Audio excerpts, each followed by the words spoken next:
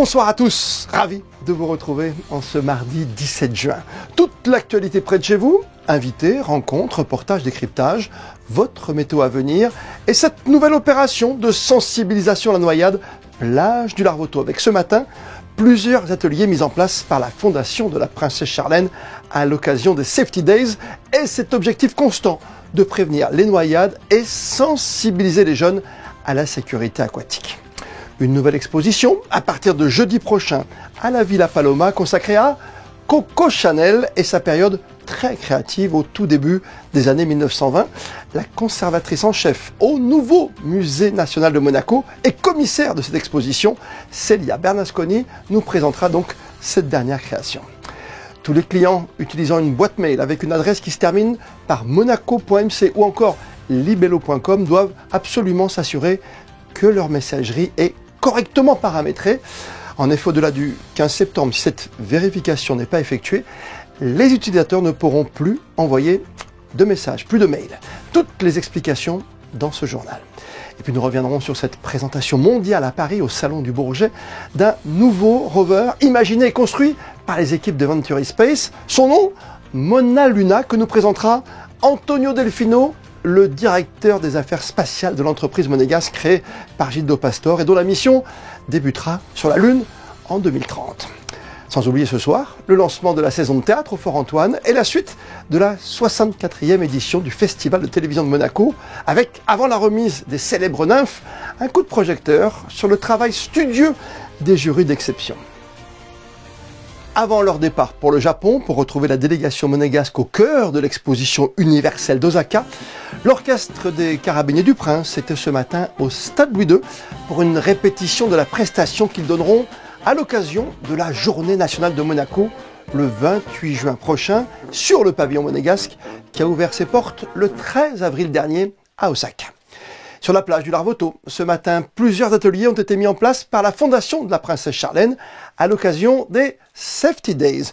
L'objectif, encore et toujours, est de prévenir les noyades et de sensibiliser les jeunes à la sécurité aquatique. Voici le reportage de Marie Bonnet-Blanc, accompagnée de Lionel Bernardi.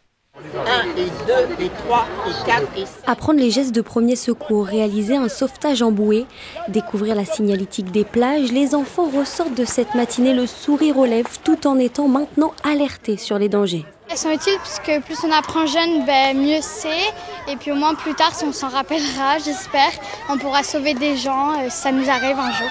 J'ai appris comment sauver une personne, comment tous les dangers, ce qu'il faut faire, ce qu'il ne faut pas faire.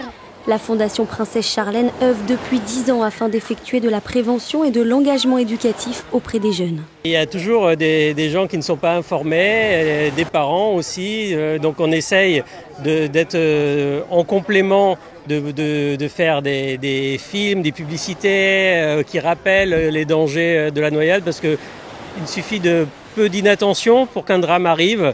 Et malheureusement, c'est irrémédiable. Et ces enfants, ils sont là aussi pour être vecteurs et de ramener les informations auprès de leur famille. Et c'est aussi des petits ambassadeurs.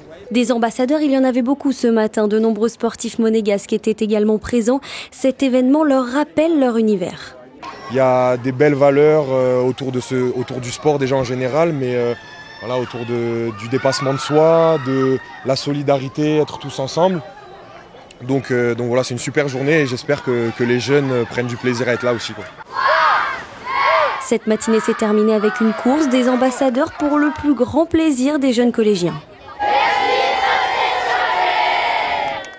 Et en ce mois de juin, la mairie de son côté organise plusieurs remises de prix, comme en fin de semaine dernière avec les médailles du sport. Et ce lundi soir, se déroulait dans la cour d'honneur de la mairie la traditionnelle cérémonie de remise des prix, cette fois du concours de langue monégasque en présence du souverain. Retour sur cette soirée de récompense avec Fabien Bonnier.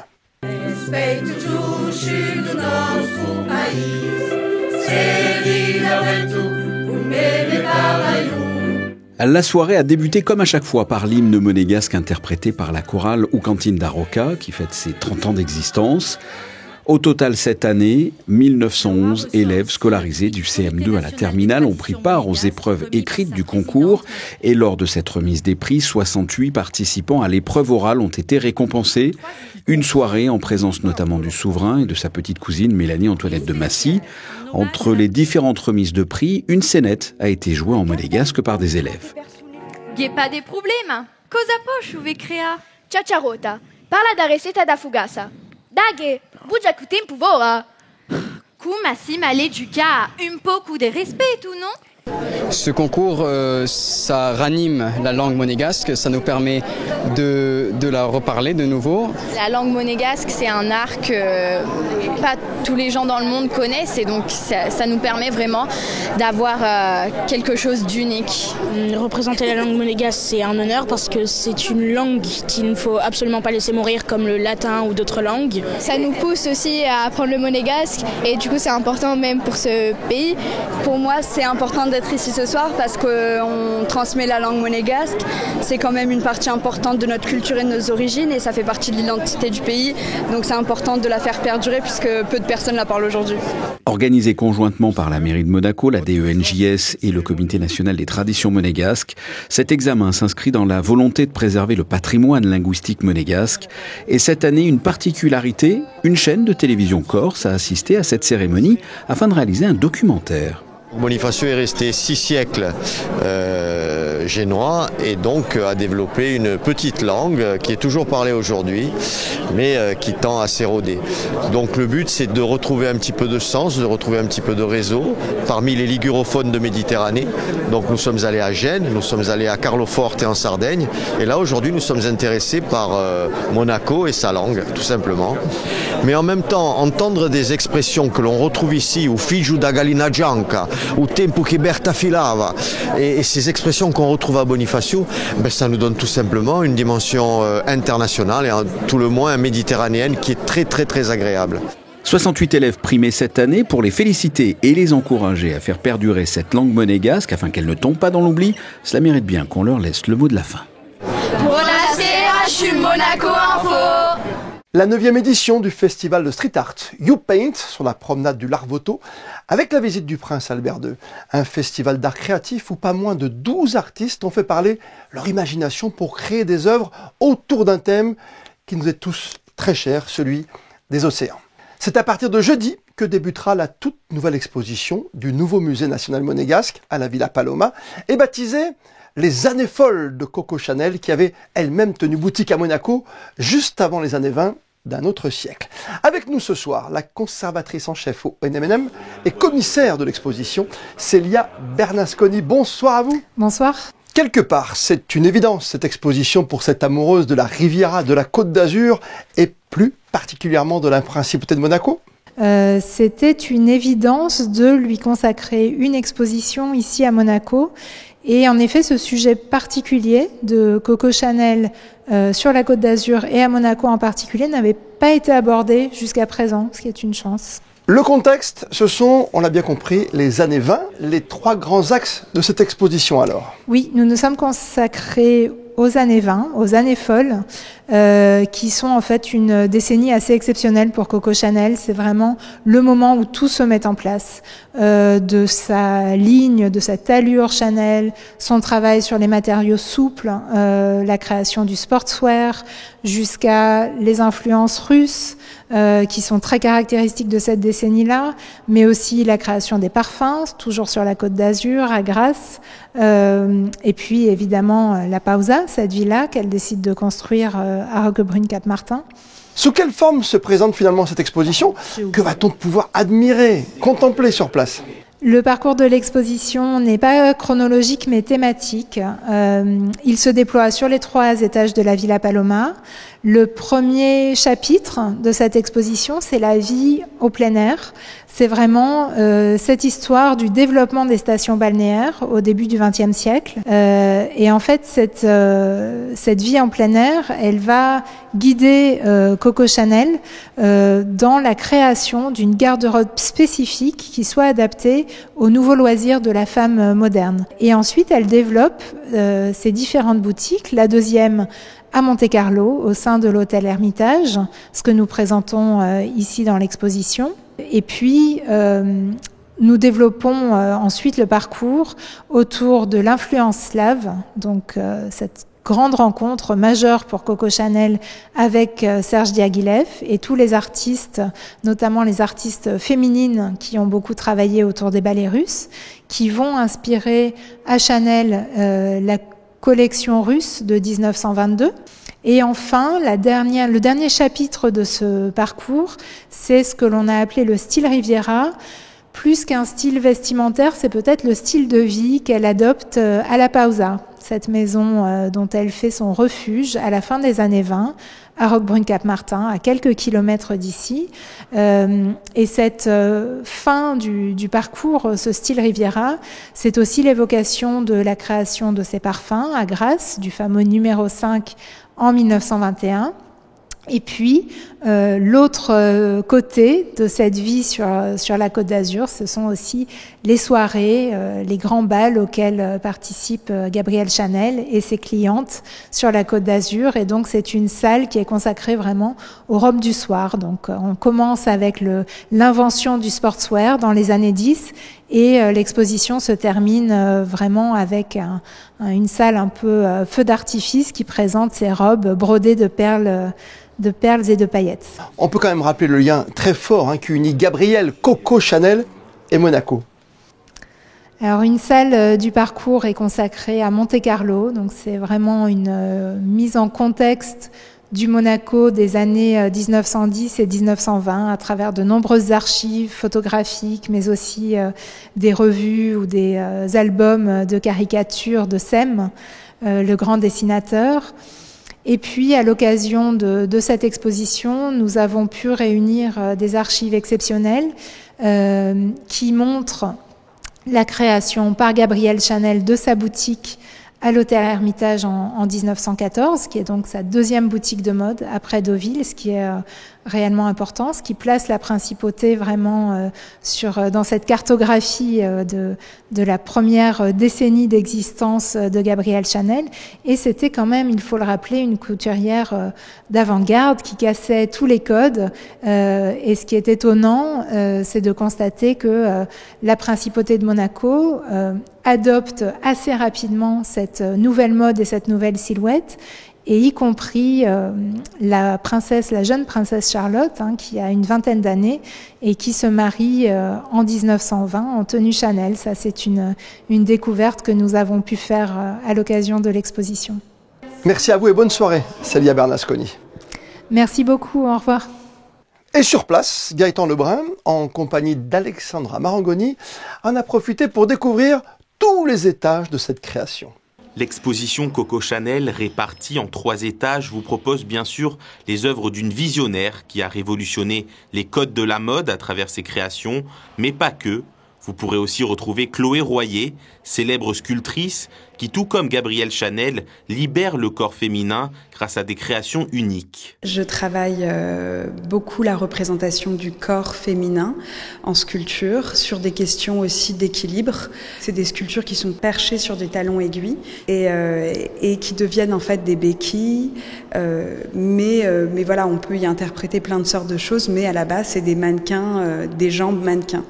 Et au 2e étage, on a une vidéo qui s'appelle Lemb, qui est une danseuse qui se mouvoie devant un miroir déformant, et nous, on vient en fait prendre l'image dans ce miroir. Donc c'est juste pour moi comme une étude de corps, ou presque une étude d'une prochaine sculpture. Et ici, donc c'est une salle qui a été faite pour cette exposition. Donc il y a toujours en fait cette idée de plusieurs images qu'on peut mettre et du coup vraiment de la métamorphose en fait entre plusieurs significations, entre un corps et un objet ou un animal, enfin entre le vivant en général. Plusieurs salles à chaque étage lui sont consacrées au sein de cette exposition que vous pourrez découvrir du 19 juin au 5 octobre. On va s'intéresser maintenant, dans ce journal, à votre quotidien. Vous avez très certainement déjà reçu des mails frauduleux où l'on vous demande de changer votre mot de passe, où l'on vous écrit que la police vous recherche et l'on vous demande également par la suite de cliquer sur un lien. Eh bien, face à la recrudescence des attaques de phishing, c'est le nom, et aux risques qui y sont liés, Monaco Télécom et l'agence monégasque de sécurité numérique renforcent cette sécurité de ses serveurs, les serveurs d'envoi et de réception. Tous les clients utilisant une boîte mail qui se termine en monaco.mc ou en libello.com doivent s'assurer que leur messagerie est correctement paramétrée. En effet, au-delà du 15 septembre, si cette vérification n'est pas effectuée et si la messagerie n'est pas correctement configurée, les utilisateurs ne pourront plus envoyer d'email. Je vous propose d'écouter à ce sujet Frédéric Fautrier, le directeur de l'agence monégasque de sécurité numérique, et Martin Perronnet, directeur général de Monaco Télécom. On a deux cas bien précis. Le premier, c'est une campagne qui incitait les gens à aller se présenter à la sûreté publique. Une deuxième campagne sur celle de juin qui, elle, incitait les gens à cliquer sur un lien pour changer son mot de passe sur le site de Monaco Télécom. Et là, c'est beaucoup plus piégeux.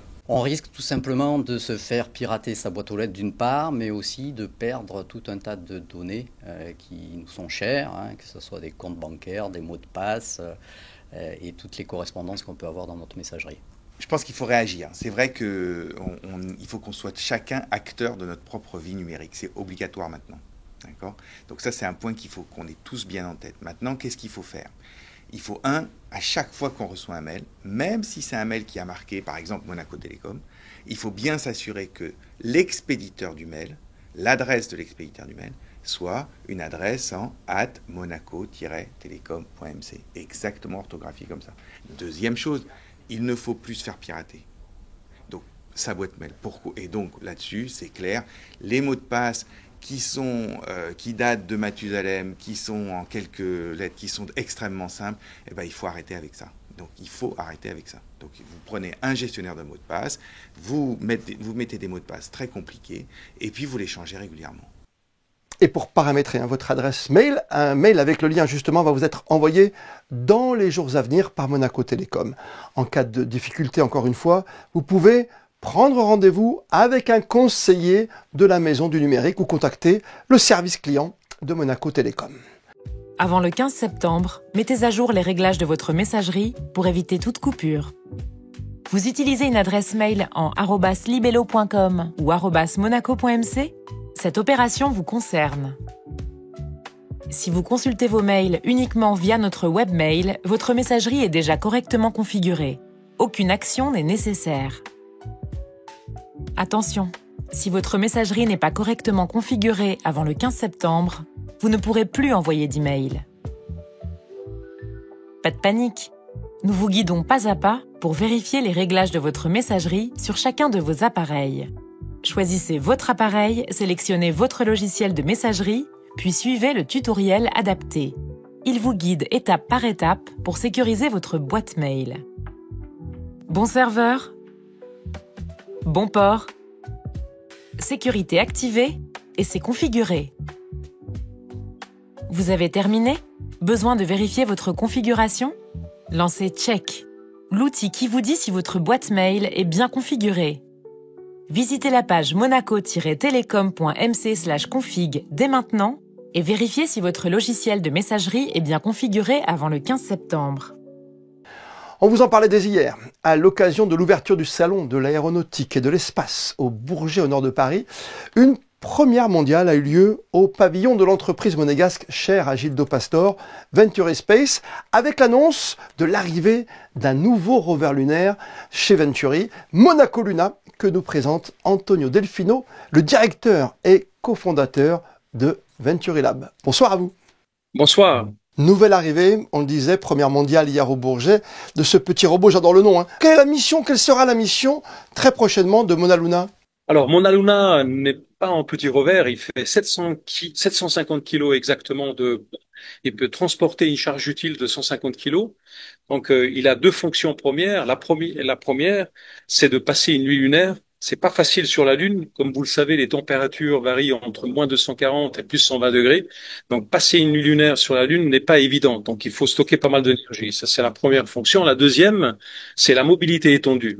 Donc, grâce à des roues hyper déformables qu'on a dévoilées depuis un moment, on peut étendre sa mobilité et passer à des endroits très difficiles. Je disais petit parce que petit nouveau aussi, on se souvient de Flix and Flex qui ont les mêmes roues, quelque part, déjà qui sont les aînés de Mauna Luna. Juste, les roues sont les mêmes, donc Mauna Luna a un poids beaucoup plus important que le Flip. Le Flip a un poids de 483 kilos exactement. On n'avait pas droit à un kilo de plus pour l'envoyer sur la Lune d'ici quelques mois, comme vous le savez, oui. Mais ils ont les mêmes roues, donc la même motricité, la même mobilité. L'objectif pour Mauna Luna, c'est d'aller sur la Lune. On a dit 2026 pour Flip Flex, et pour Mauna Luna, ce sera plutôt 2030 ? Juste, c'est en fait on pousse énormément pour avoir, on va dire, une collaboration très forte avec l'Agence spatiale européenne. On est soutenu par eux, on est soutenu aussi par le CNES, et le but c'est d'avoir le lander européen, donc lander, l'alunisseur européen de l'Agence spatiale européenne, prêt pour la fin de la décennie et y aller avec Mauna Luna. On a vu les photos d'hier soir sur Monaco Info après avoir dévoilé ce nouveau rover lunaire. Sa force, c'est quoi? C'est ce bras articulé, cette façon de se mouvoir encore une fois, au-delà des températures et ces nouvelles roues. Ça allait chercher, ça allait creuser cette terre? Juste, donc par une mobilité étendue, vous savez, sur la Lune, il n'y a pas de route, il n'y a pas d'autoroute, donc les roues hyper flexibles peuvent aller sur des sols très meubles, et grâce effectivement aux bras télécommandés, on peut déposer sur la Lune ce qu'on appelle chez nous des cube moon pour faire des expériences, pour aller détecter la radioactivité comme elle est à tel ou tel endroit, et comme vous dites aussi, effectivement, creuser pour analyser qu'est-ce qui se passe en profondeur. Du transport évidemment, même pour les humains, pour les astronautes, sera possible en cas d'un danger ou quelqu'un qu'il faudra rapatrier, ça sera possible avec Mauna Luna. Exactement. Mauna Luna, donc un rover quand même massif, on l'a dit, 750 kilos, c'est pas rien. Donc il y a la capacité sur sa partie coffre, on va dire, de transporter un astronaute en détresse. Donc on précise bien, il n'est pas fait pour transporter des astronautes en tant que tels, mais pour les transporter en détresse. On a parlé de 2026, on parle de 2030 pour Mauna Luna. Et quand on écoute hier Gildo Pastor, le grand initiateur, bien sûr, l'entrepreneur monégasque qui est à l'origine de tout Venturi, on a l'impression qu'on se projette déjà, je vais très vite peut-être, mais sur Mars. Alors oui, vous avez entendu depuis quelques mois du côté américain, on pousse très très fort pour aller sur Mars. Du côté aussi d'agences, on va dire agences plus qu'agences privées, de privés d'y aller. Donc Elon Musk en premier. Donc de notre côté, Venturi Space et surtout par l'initiative de Gildo Pastor qui voit toujours plus loin. C'est le cas de le dire. Je pense que c'est un euphémisme de dire que Gildo voit plus loin. Donc dès qu'il entend une opportunité. On s'est mis au travail pour présenter aussi un rover qui est décliné du Flex pour des activités martiennes. Et je tiens à préciser, si vous le permettez, pour Mars, c'est beaucoup plus facile de faire un rover pour Mars que pour la Lune. C'est quoi, c'est la température, Oui, c'est avant tout les températures et les radiations. Donc sur Mars, il y a une atmosphère qui est tenue. C'est à peu près 600 fois moins que la Terre. Mais la grande différence, c'est vraiment les variations de température. La température la plus faible qu'on trouve sur Mars, c'est moins 132 degrés. La plus faible de la... Oui. Et en général, on a une moyenne d'à peu près moins 50 degrés. Donc avec technologie même terrestre, on pourrait assez bien, on va dire, fonctionner sur Mars. Vous voyez, donc, si on a quelque chose pour la Lune, c'est très simple, le déposer sur Mars. Ce sera plus simple de décliner, effectivement, cette nouvelle invention comme Mauna Luna. Encore une fois, on lui souhaite le meilleur avec son expédition à venir en 2030 sur la Lune qui est pas très loin de nous, ce petit satellite tout là-haut qu'on voit, qui s'éclaire complètement ou juste avec un croissant. Merci mille fois d'avoir été avec nous ce soir pour dévoiler ce nouveau projet de Venturi. Mille merci à vous et bonne soirée. Au revoir. Retour en principauté avec la suite du 64e Festival de télévision de Monte-Carlo. Et à quelques heures des délibérations de la cérémonie de clôture, une de nos équipes a pu rencontrer Gabriel Lazur, membre du jury fiction, chargé d'attribuer pas moins de 6 naves d'or, dont la meilleure création et le prix spécial du jury. Ils ont également échangé avec Laura Restelli-Brizard, la présidente du prix Hamad, l'association fondée en 1963 par la princesse Grâce de Monaco, qui s'engage depuis toujours en faveur de la protection des enfants. On a des séries, donc on a vu à chaque fois le premier épisode d'une série. Et en général, ils font 3/4 d'heure chacun. Et après, pour les unitaires, nous avons eu 3 films différents. Il y en a qui durent 1h30, il y en a un qui a duré 2 heures. Bon, ça dépend. Et c'est vrai qu'ils sont tous très différents. On a eu droit à une grande diversité. Déjà, ils viennent de pas mal de pays différents, d'Afrique du Sud, d'Allemagne, de Scandinavie, je crois. Et puis donc, qu'est-ce qu'on recherche? Ça dépend. On a plusieurs prix à remettre. Donc, par exemple, le prix de la création, ça va être quelque chose sur aussi l'originalité dans la facture, dans la manière de fabriquer la chose, le point de vue. Voilà, évidemment, on est toujours intéressé par le sujet. Aussi, on n'est pas dans le documentaire, bien sûr, mais même au niveau fiction, c'est intéressant quand même de voir s'il y a des sujets qui nous concernent plus aujourd'hui que d'autres. Et voilà, les acteurs, bien sûr. On est nombreux aussi, les acteurs dans le jury. Donc, il y a toujours aussi ce point de vue-là sur le jeu d'acteur. Même pour les prix qui ne concernent pas forcément l'acteur ou l'actrice, mais on regarde ça aussi. Il y a plein de choses qu'on regarde. Le visuel, comment c'est fabriqué, le montage, le rythme.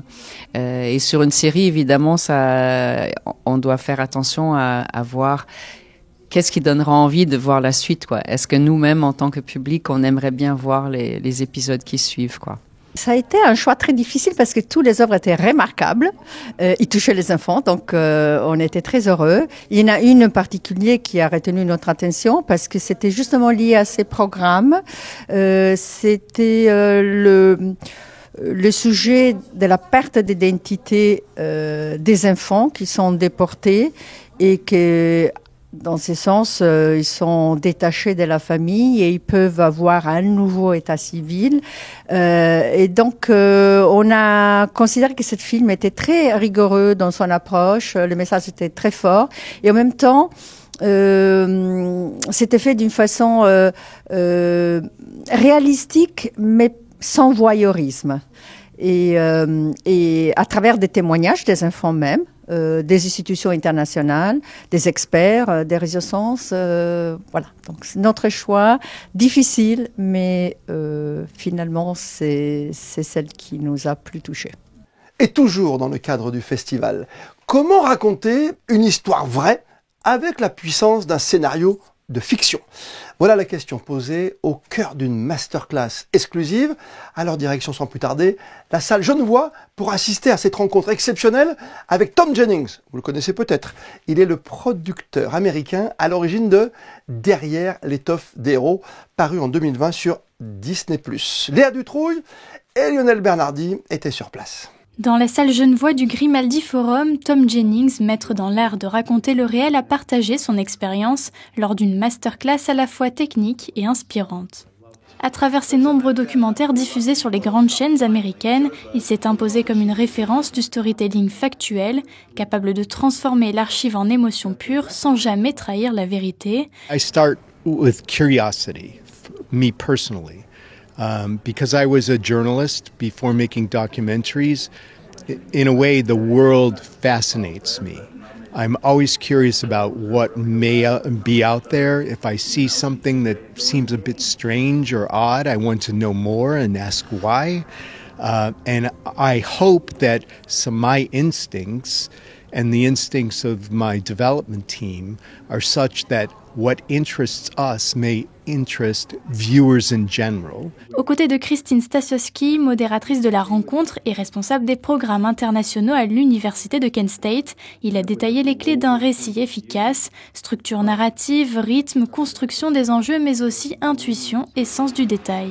However, a very senior editor at one point told me something very profound, and I think he was right. This was long ago. He said, 1,000 novels have died in newsrooms, meaning you get so caught up in being a journalist that you forget the initial dream of being a novelist. But for me, that transformed itself into making documentary films, which to me are now my novels, even though they're documentaries and nonfiction. Une leçon de rigueur et de passion où le producteur cherche à faire comprendre que derrière chaque documentaire marquant se cache un immense travail d'écriture et une vision profondément humaine du réel. Comme chaque été, le théâtre du Fort Antoine accueille différentes représentations. Pour animer cette grande période estivale, la programmation 2025 a été enfin dévoilée entre théâtre et musique. On vous en dit plus dans ce reportage d'Alban Gingembre et Camille Caloni. Une nouvelle saison s'écrit au théâtre du Fort Antoine. Le mois de juillet sera rythmé avec 3 soirées théâtrales et une soirée réservée aux jeunes talents. Un festival tout public et toute génération. Les Talents du Fort, c'est une scène qui est ouverte à la jeune génération, à la fois en danse et en musique. Nous allons initier les soirées théâtrales avec un spectacle spécial pour enfants et qui, de ce fait, commencera non pas à 21h30 mais à 20h. Ensuite, dans les soirées littéraires, nous avons aussi opté pour une soirée lecture avec Charles Berling qui lira La carrière d'un navigateur du prince Albert Ier. Et enfin, on retrouvera aussi un auteur qui a été récompensé ici en Principauté puisqu'il s'agit de Carole Martinez qui avait été récompensée avec le prix de la découverte par la Fondation Prince-Pierre avec Cœur cousu. Et là, nous retrouvons une adaptation de son roman Le domaine des murmures. Un festival de théâtre mais aussi de musique avec 4 concerts prévus cet été. Nous commençons par Sarah Cole, qui est une chanteuse de jazz américaine qui va revisiter l'American Songbook. San Severino, comme tout le monde connaît. Jean-Charles Papy, qui est un chanteur corse, puisque ça devient une tradition maintenant. Chaque année, nous avons nos amis corses, et cette année, c'est lui. Et nous terminons par du jazz et du classique avec Tomasenko. L'idée, c'est de la variété musicale sur l'ensemble des concerts. C'est pas vraiment un festival thématique. Aussi bien sur le théâtre que sur la musique, c'est un choix très large. Une programmation qui donne envie. Pour rappel, l'entrée est gratuite, mais la réservation est conseillée. Direction enfin la rue des Lilas, où la compagnie Florestan peaufine les tout derniers détails de sa prochaine création théâtrale, intitulée Jean III ou l'irrésistible vocation du fils Mondoucet. Léa Dutrouille et Camille Caloni ont pu assister aux répétitions loufoques de la troupe. Dans une salle discrète, les planches prennent vie. C'est ici que la compagnie Florestan répète sans relâche sa nouvelle création, Jean III ou l'irrésistible vocation du fils Mondoucet. Entre satire du pouvoir et théâtre de l'absurde, les personnages s'agitent, s'affrontent et questionnent les relations père-fils. La mise en scène volontairement dépouillée laisse place à l'essentiel, le texte, les corps et les regards. Cette pièce pourrait faire laisser penser à une mise en abîme, comme l'année dernière avec Silence on tourne, pièce qu'on a montée de Patrick Audecoeur, où dans Silence on tourne, c'était du cinéma dans le théâtre. Cette fois-ci, c'est du théâtre dans le théâtre. Et on a essayé vraiment de mettre en évidence cet amour qui nous lie tous pour le théâtre. Sous l'œil attentif du metteur en scène, chaque geste se précise, chaque silence devient signifiant. Les comédiens au nombre de 11 cherchent l'équilibre entre rigueur et folie, une matière vivante en perpétuelle construction, car leur tâche n'est pas simple, savoir jouer un comédien qui n'a supposément aucun talent. Je joue le rôle d'un acteur très expérimenté qui s'appelle Lambrequin. La première partie de la pièce, je joue mon rôle en tant qu'acteur dans les coulisses, et la deuxième partie, à la fin de la pièce, je deviens le personnage que j'incarne, en l'occurrence le roi, dans le rôle de Jean III qui est le roi. Je me reconnais complètement dans ce personnage totalement égocentrique, narcissique, orgueilleux, imbu de sa personne, écrasant, et je suis la tête de la troupe. Je suis le régisseur général. C'est, on va dire, un rôle où on essaye de sauver la pièce un petit peu, quoi, parce qu'à la base, on a un comédien qui est malade, donc j'essaye de trouver quelqu'un pour le remplacer. Et puis, voilà, je suis un peu le lien entre tout le monde, quoi. Je me suis dit,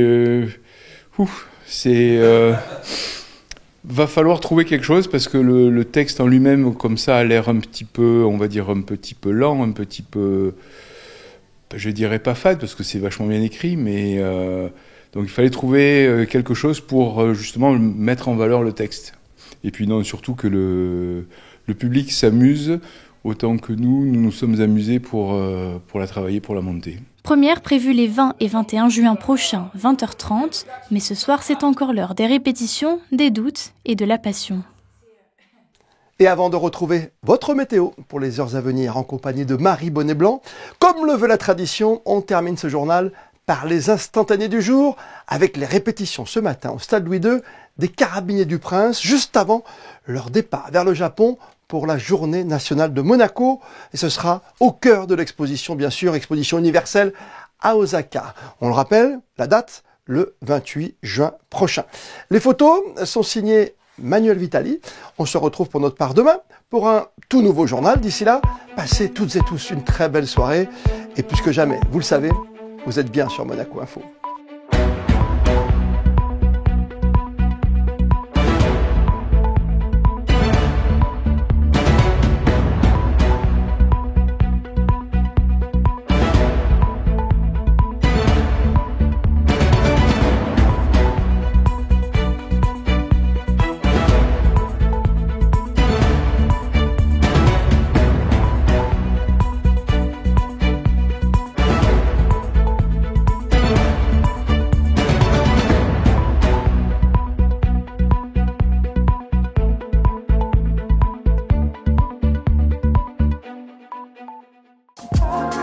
Retrouvez la météo avec Maya Bay, le restaurant référence thaï japonais de Monaco.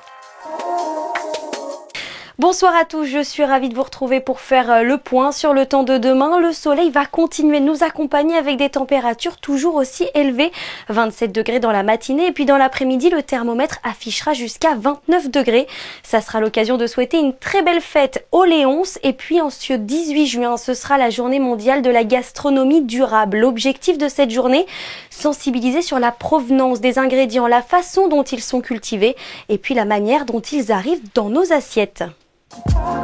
C'était la météo avec Maya Bay, le restaurant référence thaï japonais de Monaco.